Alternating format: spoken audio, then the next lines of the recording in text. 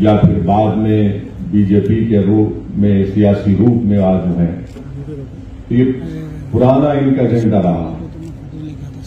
मैं अपनी बात को आगे ले जाने से पहले अगर हम तारीख पर नजर डालेंगे तो तारीख में हमको ये मिलता है कि 28 अक्टूबर को 1931 को मोहनदास करमचंद गांधी ने भारत के मुसलमानों पर तयफुन दिया था कि उनकी शरीयत में मुदाखलत नहीं की जाएगी।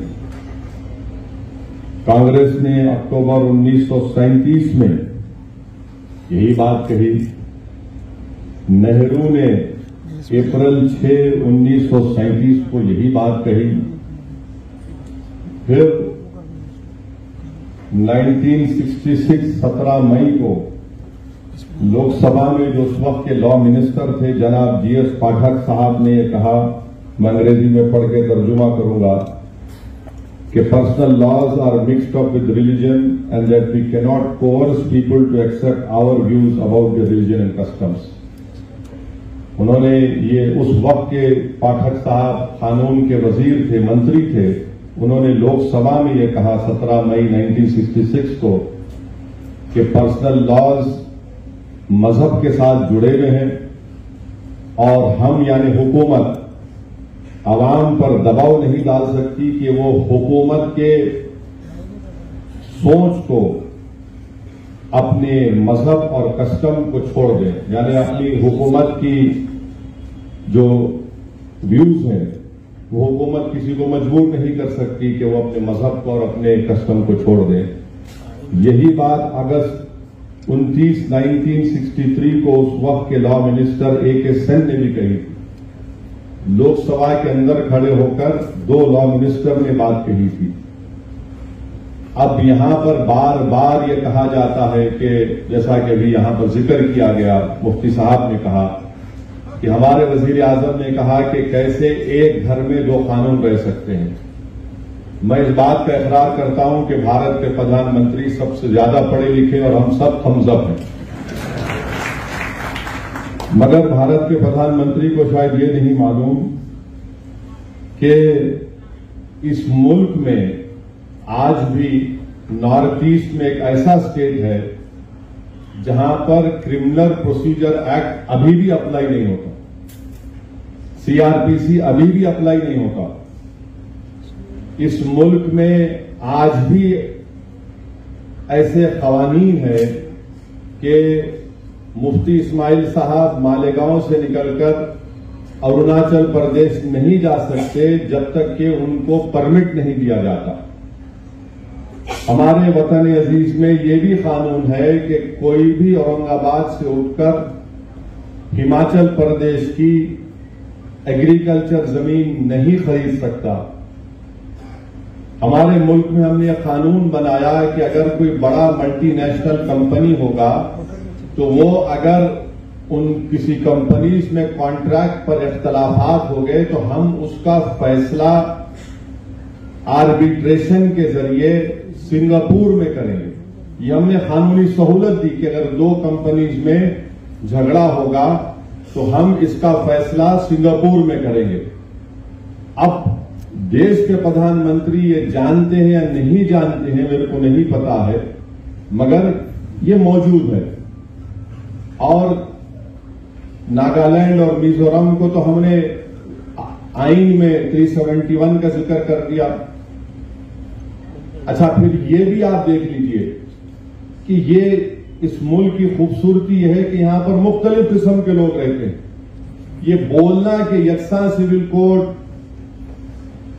जनसंघ और आरएसएस की शुरू से साजिश ये रही कि भारत की सबसे बड़ी अक़लियत मुसलमानों की एक मजहबी शनाख्त को खत्म कर दिया जाए। और मैं आज आपके दरमियान में खड़े होकर खुलकर कह रहा हूं कि बाज अगर हमारे जिम्मेदारों को मुस्लिम पर्सनल लॉ बोर्ड से इख्तलाफ है तो इख्तलाफ रखिए, मगर एक बात याद रखिए कि ये जो शरीयत application act 1937, dissolution of marriage act 1939 है, ये आपको इस बात की इजाजत देता है कि आप कुरान और सुन्नत के मुताबिक अपनी जिंदगी को गुजारें। अगर ये आपसे छीन लिया जाएगा तो फिर आपका नुकसान होगा इसमें। तो इसलिए इसको पर्सनल लॉ बोर्ड से अगर किसी व्यक्ता पर रखिए, मगर इसके ऊपर उठकर देखिए इसको आप। अच्छा, जब आईन बनाया जा रहा था, जब आईन बन रहा था, ये दोनों कानून को नहीं हटाया गया। 1937 के और 39 के कानून को नहीं हटाया गया था। आईन बन गया और ये कानून का हिस्सा भी बन गया। तो जो बात अंबेडकर और उस कमेटी में आईन बनाने वालों ने नहीं सोची, आज भारतीय जनता पार्टी सोच रही है। और मेरा मानना यह है कि मैंने शुरू से कहा और आज भी कह रहा हूं कि अंबेडकर से बड़ा संविधान को समझने वाला आज तक कोई पैदा नहीं हुआ, ना पैदा होगा। ये एक बात। अब जो अहम बात यह है कि ये बोला जाता है कि दुनिया में कहां पर है दो कानून, बताओ आप। तो हम उन लोगों को बताना चाह रहे हैं जो भारत के लोगों को बेवकूफ समझते हैं। इंग्लैंड में जाइए, आपने पढ़ा हो इंग्लैंड में। इंग्लैंड में दो क्रिमिनल लॉ है, एक स्कॉटलैंड का है, एक इंग्लैंड का है। क्या मुल्क कमजोर हो गया? फिर बोलते नहीं यहीं पर तुमको पर्सनल लॉ है। नहीं, गलत। पड़ोस में श्रीलंका है, वहां पर पर्सनल लॉ है, श्रीलंका में है। अच्छा, फिर आप दुनिया में बोलते कहां है बताओ। आपको जानकर हैरत होगी कि इजराइल में, इजराइल के जो इजरायली मुसलमान हैं, वहां के शहरी, उनको पर्सनल लॉ उनका है, उनका चलने की इजाजत है। फिर सिंगापुर में है। अब आप बताइए, फिर ये बार बार ये झूठ फैलाया जाता है कि नहीं सिर्फ भारत में इनकी तुष्टीकरण हो रही है। ये नहीं है। अब मैं आपके सामने जो बातें रखना चाह रहा हूं कि ये यूनिफॉर्म सिविल कोड से सबसे ज्यादा अगर तकलीफ होगी तो हमारे हिंदू भाइयों को होगी। और वो क्यों होगी मैं बताता हूं आपको।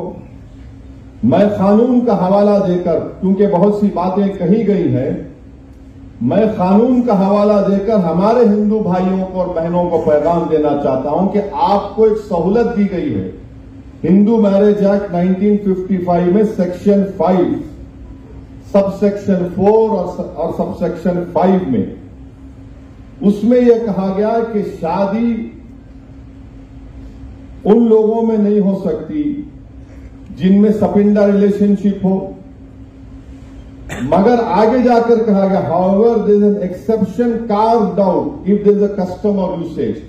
यानी आप माने अगर आपके हिंदू भाइयों में है कि अगर उनके वालिद के 7 नस्लों में और मां की तरफ से 5 नस्लों में कोई रिश्तेदार है तो शादी नहीं होगी। मगर उसका एक्सेप्शन दे दिया, यानी उसका एक्सेप्शन उनको दे दिए। अब आप ये एक्सेप्शन खो देंगे, क्योंकि जब यूनिफॉर्म सिविल कोड अगर आएगा तो एक्सेप्शन कैसा मिलेगा आपको? अगर आपका कस्टम है तो फिर मेरा भी कस्टम है, याद रखिए आप। तो यकसानियत कैसा होगा? अगर पैदा करना है तो कैसा होगा? ये आपका नुकसान होगा। दूसरा सेक्शन 7 है ceremonies of Hindu marriage act का, कि आप अपनी शादी अपने कस्टमरी राइट्स के तहत, यानी आपके जो रिवायतें हैं उसके तहत आप करें। यूसीसी आएगा तो सेक्शन 7 चला जाएगा। सेक्शन 29 सेविंग्स का क्लॉज है, वो चला जाएगा। और सेक्शन 2 सबसेक्शन 2 है जो शेड्यूल्ड ट्राइब्स को एग्जाम करता है। उनको ये कहा जाता है कि उसमें कहा गया कि Hindu marriage act scheduled tribes पर अप्लाई नहीं होगा, तो फिर ये हमारे शेड्यूल्ड ट्राइब भाइयों का भी नुकसान होगा। फिर सेक्शन 3 का डेफिनेशन है जिसमें ये बताया गया कि कस्टम एंड यूसेज क्या है, वो आपसे चला जाएगा हमारे हिंदू भाइयों से। और तमिलनाडु के हमारे हिंदू भाइयों को मैं कहना चाहूंगा कि Hindu marriage Tamil Nadu amendment act 1967, इसमें अंग्रेजी में पढ़ता हूं, सेक्शन 7 उसमें डाला गया 1955 के कानून में। क्या कहा गया? Introduce a special provision regarding सूया मरिताई एंड सितुराता मैरिजेस, और उनके जो कस्टमरी रिचुअल्स हैं उसके तहत करेंगे। अब जब यूनिफॉर्म सिविल कोड लाया जाएगा तो आप इस चीज से महरूम हो जाएंगे तमिलनाडु में। फिर हिंदू सक्सेशन एक्ट पर आ जाइए आप। हिंदू सक्सेशन एक्ट ये कहता है कि सेक्शन 5, ये देखिए सेक्शन 5 आप लूज कर देंगे।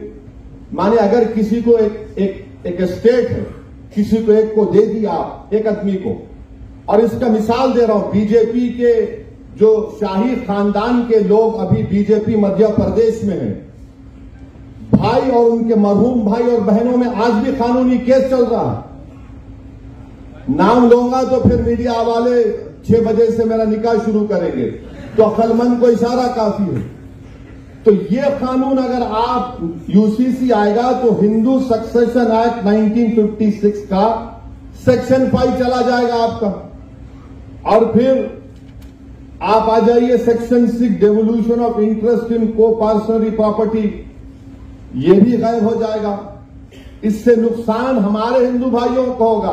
क्यों होगा? क्योंकि जॉइंट हिंदू फैमिली में को पर्सनरी है वो ज्यादातर मिताक्षरा कानून पर है। अब मुसलमानों को समझने की जरूरत है कि हमारे हिंदू भाइयों में 2 स्कूल ऑफ थॉट है, एक दया भागा है, एक मिताक्षरा है। तो अब ये होगा तो फिर ये मिताक्षरा के स्कूल ऑफ थॉट से आप लोग महरूम हो जाएंगे। और फिर हिंदू अनडिवाइडेड फैमिली, यानी अगर कोई हमारे हिंदू भाई को सहूलत दी गई है सिवाय सिर्फ हिंदू भाइयों को कि वो अगर कोई बिजनेस शुरू करे, कारोबार, अगर हिंदू अनडिवाइडेड फैमिली में उनको टैक्स से रिबेट मिलता है इनकम टैक्स में। और अगर यूसीसी आएगा तो हमारे हिंदू भाइयों को 2015 का इनकम टैक्स का ये रिकॉर्ड बताता है कि 3065 करोड़ रुपया अगर उनको टैक्स रिबेट मिला। अब ये कैसा रहेगा फिर यूसीसी में? ये हमारे हिंदू भाइयों को सोचना पड़ेगा। फिर आप आ जाइए सेक्शन 2 है उनका, सबसेक्शन 2 है, सेक्शन 3 है। अच्छा, हिंदू माइनॉरिटी गार्डियनशिप एक्ट है, सेक्शन 6 चला जाएगा। सेक्शन 6 चला जाएगा हिंदू माइनर के ताल्लुक से। फिर Hindu adoption and maintenance act 1956 है, उसमें एक बात कही गई कि अगर आप किसी को एडॉप्ट करना चाहते हैं, गोद लेना चाहते हैं, तो कानून तो यह है कि आप किसी को गोद लेंगे जो जिससे शादी नहीं हुई। मगर यहां पर हिंदू भाइयों को एक एग्जेम्पशन दिया गया कि अगर आपका कस्टम है कि वहां पर किसी की शादी भी हो जाती तब भी हम उसको गोद ले सकते हैं, ये आप इससे महरूम हो जाएंगे। और 15 साल से ज्यादा भी है, अगर कस्टम है तो आप ले सकते हैं, आप उससे भी महरूम हो जाएंगे। तो ये बात समझने की जरूरत है। और अगर आरएसएस ये समझ रही है कि मुल्ला जी को निशाना बनाएंगे तो भाई साहब आप हमारे नाम पे किसी और का नुकसान कर रहे हैं आप। और आप ये मत समझिए कि ये बातें सब नहीं निकलेंगी। आज निकल चुकी हैं, कल भी निकलेंगी। अब हमारे सिख भाई यहां पर बुजुर्ग बैठे हैं, उन्होंने अपनी तकरीर में अपने गुरु का फारसी शेर पढ़ा। मैं उनको आपको बताना चाह रहा हूं सर, इसमें आपका कैसे नुकसान होगा सिखों का। आपके पास 2012 में आनंद मैरिज एक्ट लाया गया। आनंद कराज, आपको सहूलतें दी गई सिखों की तहजीब और आपकी आइडेंटिटी को बरकरार रखने के लिए। अगर यूसीसी आएगा तो आनंद कराज चला जाएगा सर। आप समझिए इस बात को। मैं तो शुक्रगुजार हूं शिरोमणि गुरुद्वारा प्रबंधक कमेटी का कि उन्हें साफ और वाज़ेह अल्फाज में कह दिया कि हम यूसीसी को कबूल नहीं करेंगे। ये आनंद कराज जो हमारे सिखों का एक मजहबी हिस्सा है, आप उससे महरूम हो जाएंगे। अच्छा, हमारे ईसाई आज बिशप साहब बैठे हैं, मैं आप you will agree with what I am saying कि हमारे सिखों में, हमारे ईसाई भाइयों में कई डिनोमिनेशन है। बैप्टिस्ट है, रोमन कैथोलिक है, और इनके लिए क्या करेंगे फिर आप? इनके लिए कैसा करेंगे? यूसीसी आएगा तो ये सब के सब अपनी अपनी तहजीब को, अपने अपने मजहबी रसूमात से इनको महरूम कर देंगे। अच्छा, कैथोलिक चर्च में, correct me sir if I am wrong, Catholic church makes a distinction between civil and ecclesial law. It makes a difference. While the law of the land always takes precedence over ecclesial law in legal areas, the sacramentality of marriage is key to the church and the ecclesial law. For instance, the appropriate age to marry for men and women. ये हमारे ईसाई भाइयों को भी तकलीफ होगी इससे, ये ऐसा नहीं है कि ये करने वाले हैं. अच्छा, फिर आप दूसरा देख लीजिए. अब आप और एक बात सुनिए. मेघालय में एक अलग तरीका है जायदाद देने का. नॉर्थ ईस्ट में बास कबायली ऐसे हैं, आदिवासी ऐसे हैं कि छोटी बेटी को बाप की जायदाद मिलती. अब इनका तो घर में कोई है ही नहीं, इनको मतलब ही नहीं, कर दो. फिर अब आप ये देखिए कि हमारे मराठी कम्युनिटीज में मराठास है, कुंभीज है, मालीज है, महार्स है. यहां पर भाई की बेटी की शादी बहन के बेटे से होती है. आप निकाल देंगे क्या इसको? बोलो आप. अच्छा, फिर ये क्रॉस कजन शादियां होती गोंड में और हमारे आदिवासी में जो हिल्स है नॉर्थ और सेंट्रल इंडिया में. अच्छा, फिर आप देखिए कि झारखंड में छोटा नागपुर टेनेंसी एक्ट है जो जमीन की जो हुकूक है आदिवासियों की उसकी हिफाजत करता है. अमित शाह तो बोल रहे हैं कि नॉर्थ ईस्ट के जितने आदिवासी हैं, ट्राइब्स हैं, उनको मुस्तस्ना रखेंगे, मगर झारखंड के आदिवासियों का क्या होगा? कानून है जमीन का, छोटा नागपुर टेनेंसी एक्ट 1908 का. फिर एक और कानून है provisions of panchayat extension to scheduled areas act 1966 जो सेल्फ गवर्नेंस देता है और ये कहता है कि तुम पंचायत में सेल्फ गवर्नेंस करो और तुम्हारे जो रिवायती ग्राम सभा है, यानी फिर रिवायती, यानी इनका कल्चर आगे, उससे आप महरूम हो जाएंगे.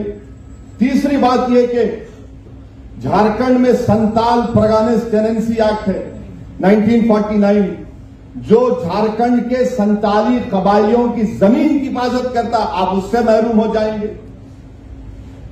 आपको समझना है कि नरेंद्र मोदी कहां से आ रहे हैं. दिखा तो रहे कि मुसलमान को सबक सिखाएंगे, मगर नुकसान देश का होने वाला है. नुकसान देश की प्लुरलिज्म को होगा, इज्तिमाइयत को होगा. जो काम हमारे बुजुर्गों ने नहीं किया आप करने जा रहे हैं. तो इसीलिए यकसा सिविल कोड भारत के लिए ठीक नहीं. और फिर हमारे बाज मुसलमान हैं.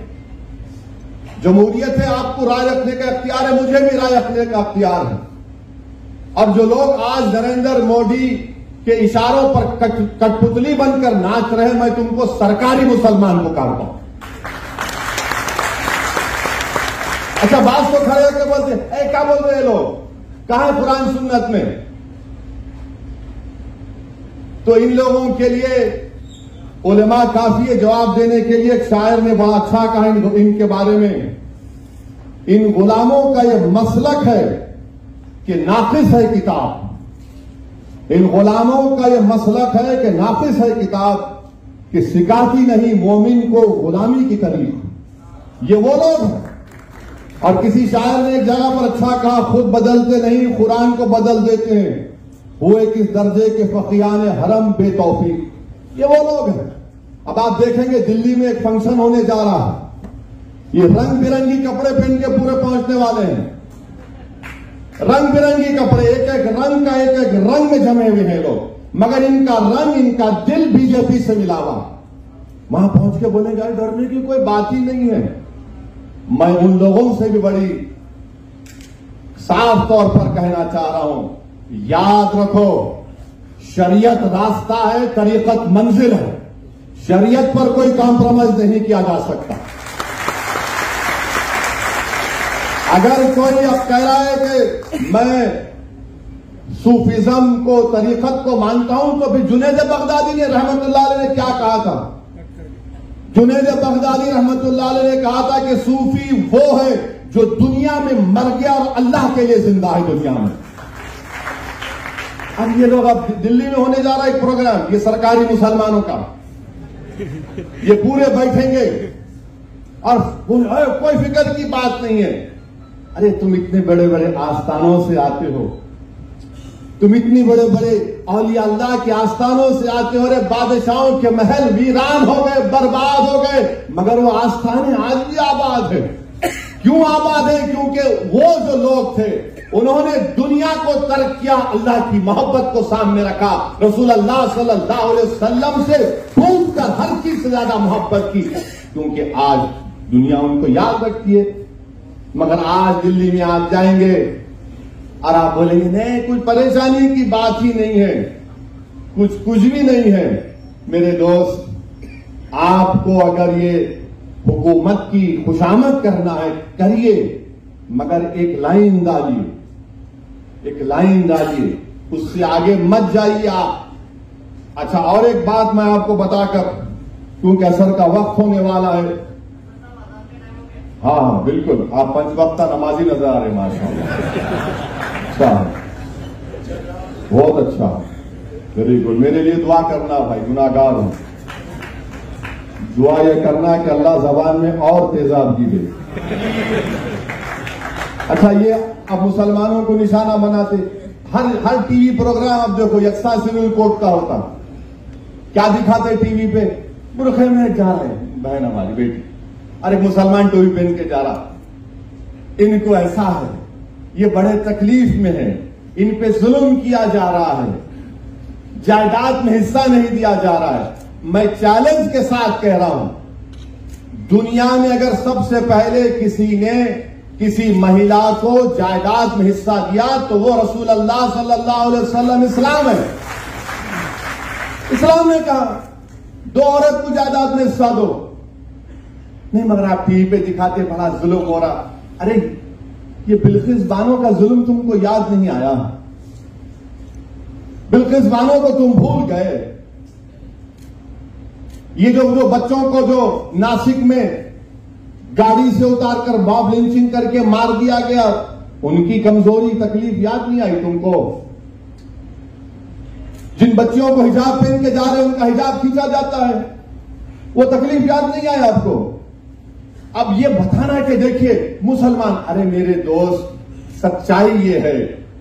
और फिर और एक बात कि मुसलमान बहुत शादियां करते, कहां है रिकॉर्ड? बताओ कितने शादियां हम करें, बताओ, निकाल के बताओ ना, कितने शादियां मुसलमान करे, कितने शादियां हमारे हिंदू भाई करे, कौन कौन से कितने करे, बताओ। अच्छा, जो करे उनके साथ उनकी जोरू नहीं रहती।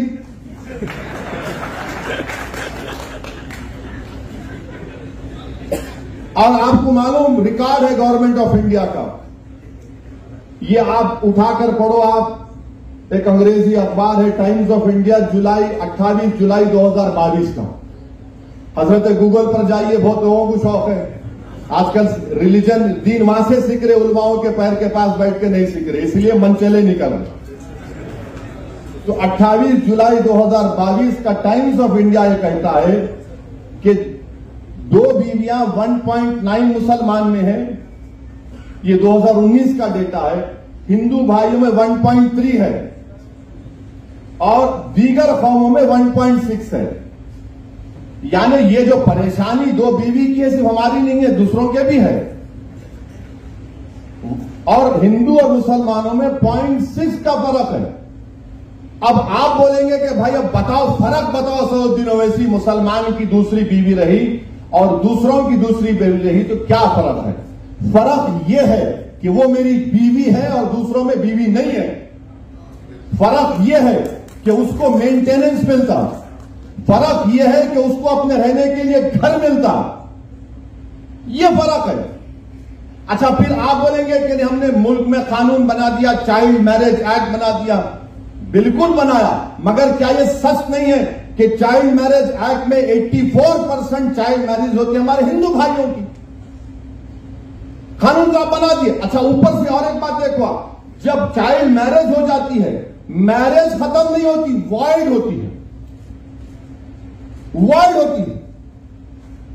यही तो हम बता रहे हैं। हम ये नहीं कह रहे कि मुसलमानों में कमजोरियां नहीं है, यकीनन जहेज की लानत है जैसा सब जगह पर है, यकीनन हमारे बहनों को बच्चों को और उठाना है जैसा कि सब जगह पर है, मगर आपको सिर्फ इस बात की फिक्र है, आप हमारी शनाख्त को हमसे छीनना चाहते हैं। अब और कुछ नहीं है आपका।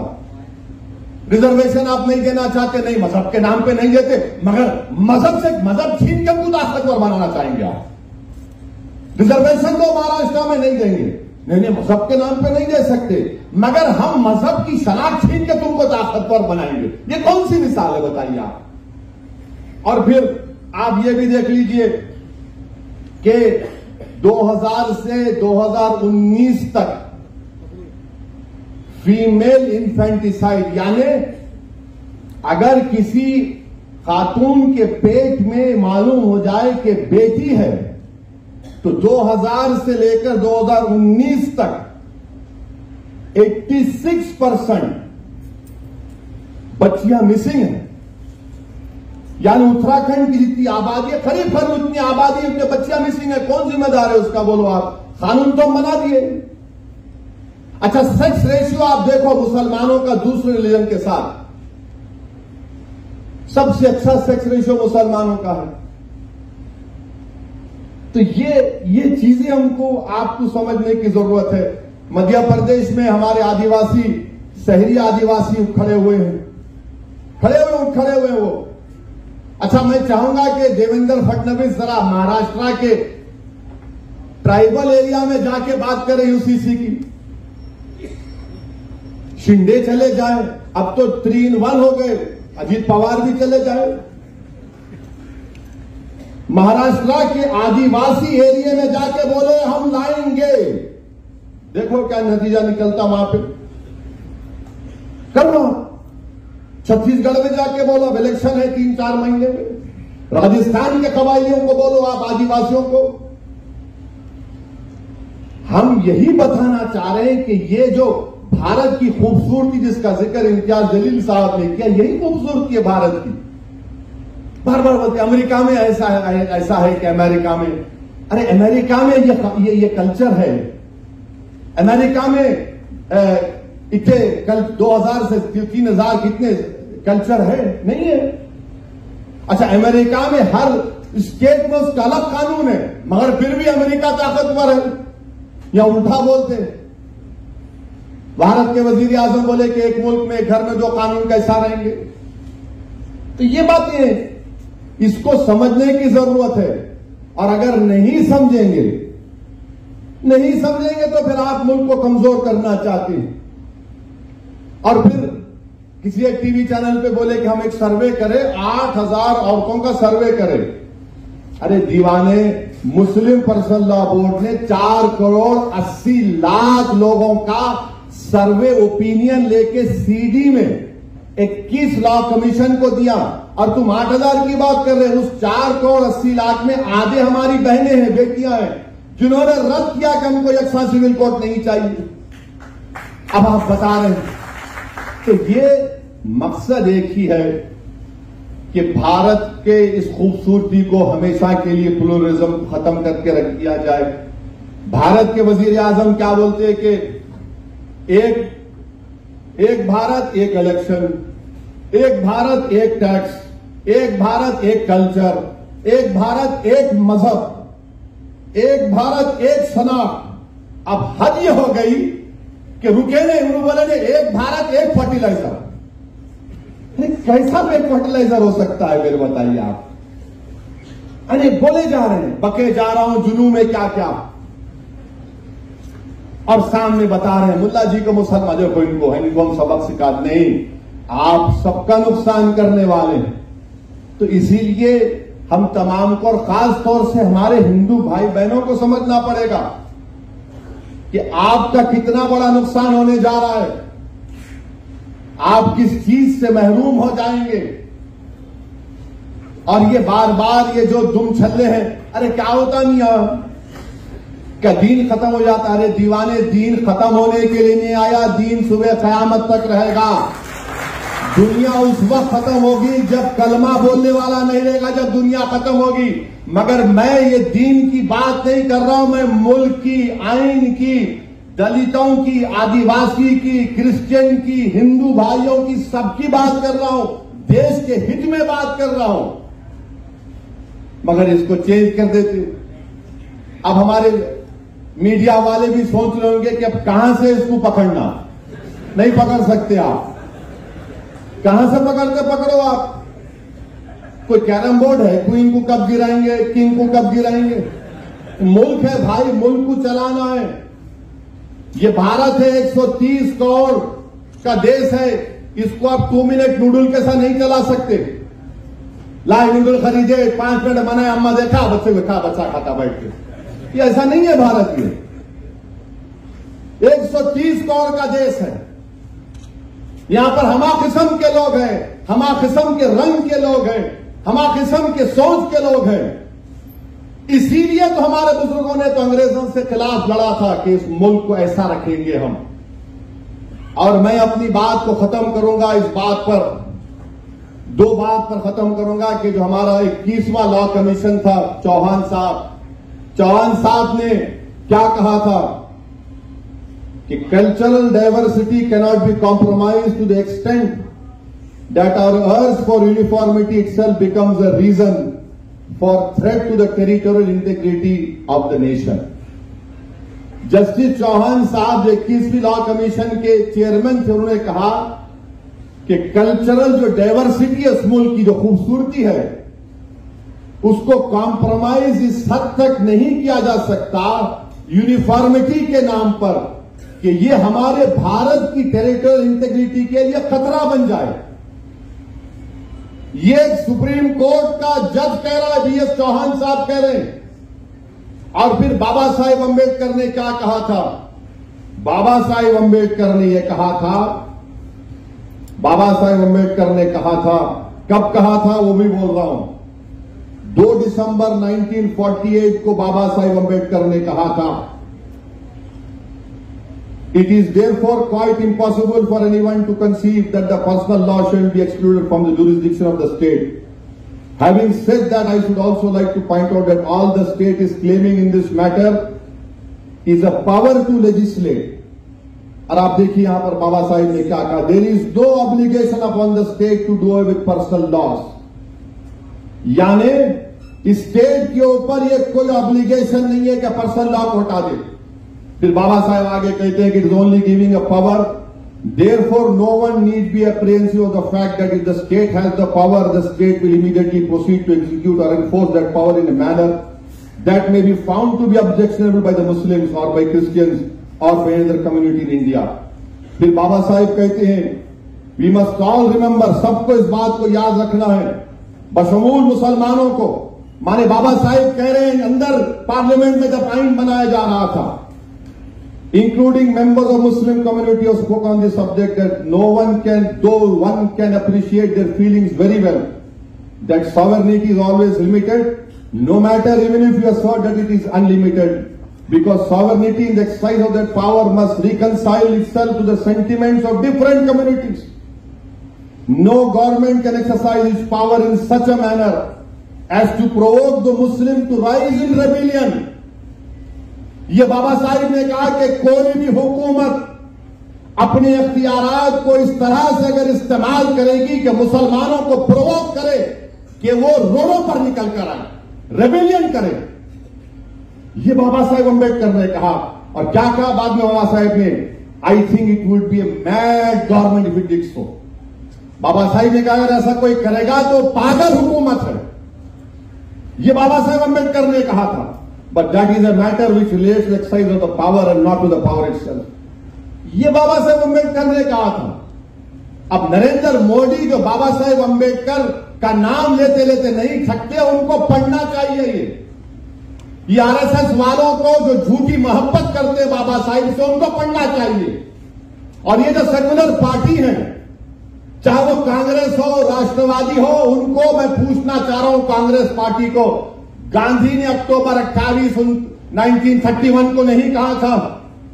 क्या कांग्रेस ने अक्टूबर 1937 को नहीं कहा था क्या नेहरू ने अप्रैल 6, 1937 को नहीं कहा था बोलो फिर मुंह खोलो? और वो लोग जो मुझ पर, मुफ्ती इस्माइल पर, इम्तियाज जलील पर, डॉक्टर गफ्फार कादरी पर इल्जाम लगाते हैं, बी टीम, अरे कहां गए तुम लोग? आज गूंगे बन के बैठे हो। तुम शरीयत की हिफाजत के लिए तुम्हारी जबान को जुम्बिश नहीं देते। इलेक्शन आ जाएगा तो गुलामी करने के लिए तैयार हो जाते हो। अरे आज बोलो ना, कल क्या बोलोगे जब हिसाब किताब का मैदान होगा? आज बोलो, बोल के दिखाओ, जाओ बोलो अपनी पार्टियों को, मुंह खोलो, रोको इस चीज को। मगर इलेक्शन आएगा, नहीं नहीं नहीं, ये लोग वोट तोड़ते हैं। अरे हम भारत के लिए बात कर रहे हैं। हमको इस बात का संविधान आर्टिकल 25, आर्टिकल 44 से बड़ा है।